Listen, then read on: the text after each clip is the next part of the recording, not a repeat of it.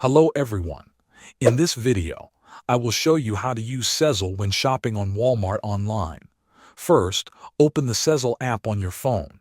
Once you are inside the app, use the search bar and type Walmart. Tap on Walmart when it appears in the results. Next, look for the option that says Make a new purchase request. Tap on it to start a new purchase request. The app will now ask you to enter your total amount. Go to Walmart's website or app and add all the items you want to your cart. Make sure you include taxes and shipping costs when estimating your total.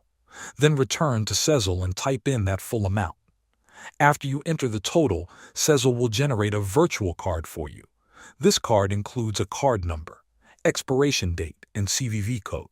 Carefully copy these details. You can keep the Sezzle app open or take a screenshot if needed. Now go to Walmart app and proceed to checkout. Fill in your shipping details as usual. When you reach the payment section, choose to pay with a credit or debit card. Then, paste the virtual card details from Sezzle into the payment fields. Review your order and complete the purchase. Sezzle will split your payment into installments, and you will pay over time based on their schedule. Thanks for watching.